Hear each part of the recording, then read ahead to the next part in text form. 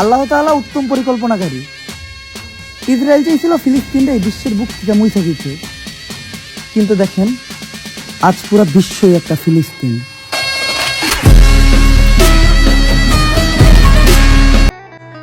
যদি ব্যালটে গণতন্ত্র থাকে তবে বুলেট কেন চালাও? যদি দেশকে ভালোবেসে থাকো তাহলে হরতাল অবরোধের নামে দেশের সম্পদ কেন জ্বালাও?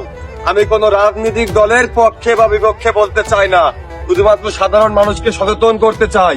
যদি তুমি হেরে যাও তবে তুমি শেষ, যদি তুমি রুখে দাঁড়াও তুমি বাংলাদেশ।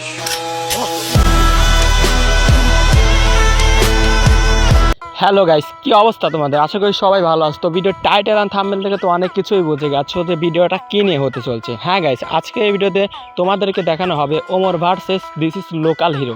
তো এদের মধ্যে দেখবো আসলে কে সেরা, আর এদের বিভিন্ন ধরনের কন্টেন্ট দেখে তোমরা বিচার করবে যে আসলে কে সেরা। তো চলুন বেশি দেরি না করে মূল ভিডিওতে যাওয়া যাক।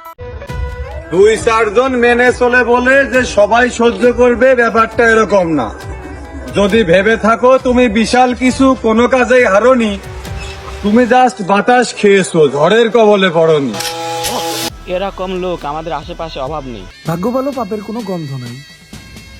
যদি পাপের গন্ধ থাকতো তাহলে মানুষ মানুষের পাশে দুর্গন্ধে পুষতে পারতো না।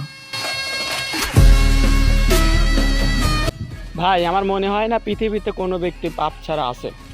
আমাকে শুধু তারাই বেদব বলে, আমার কথা যাদের একদম জায়গা মতো লাগে।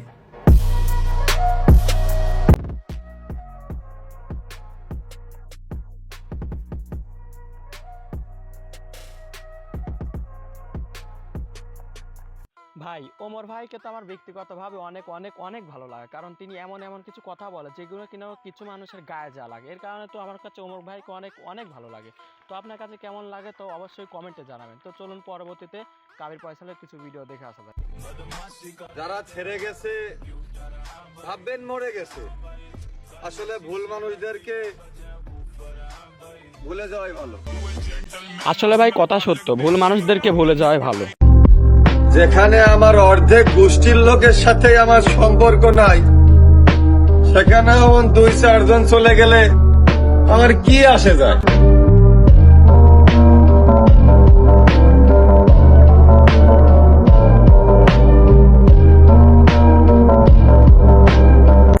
আসলে ভাই কাবির ফয়সালকে আমার কাছে ব্যক্তিগতভাবে অনেক ভালো লাগে, কারণ তিনিও ওমর ভাইয়ের মতন সব সময় সত্যটাই উপস্থাপন করেছে। এর কারণে আমার কাছে কাবির ফয়সালকে অনেক ভালো লাগে। আপনাদের কাছে কেমন লাগে অবশ্যই কমেন্টে জানাবেন। যদিও তিনি এখন টিকটকে নেই, তারপর তিনি আমাদের মাঝে প্রিয় কন্টেন্ট ক্রিয়েটর হিসেবেই থাকবে।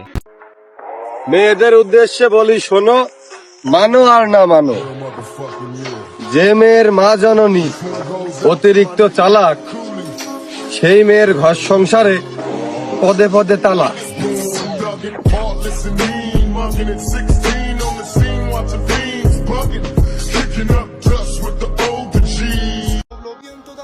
আমি এতই খারাপ হমু, মানুষ আমার সামনে এসে আমারে খারাপ কইতো ভয় পাইব। Me decía un viejo mientras sus ojos lloraban de ya querer volar lejos, mientras al cielo miraba todavía recordaba cuando duro trabajaba y un derrame en su cerebro no lo dejó hacer más nada, me comenzó a aconsejar aunque pensarle। তো এই ছিল আজকের video কেমন হয়েছে অবশ্যই কমেন্টে জানাবেন। আর যদি চ্যানেলে নতুন হয়ে থাকেন অবশ্যই চ্যানেলটা সাবস্ক্রাইব করে পাশে থাকবেন। আর যদি ভিডিওটি এখনো লাইক দিয়ে না থাকেন অবশ্যই ভিডিওটা লাইক দিয়ে থাকবেন। তো দেখা হবে পরবর্তী কোনো এক ভিডিও।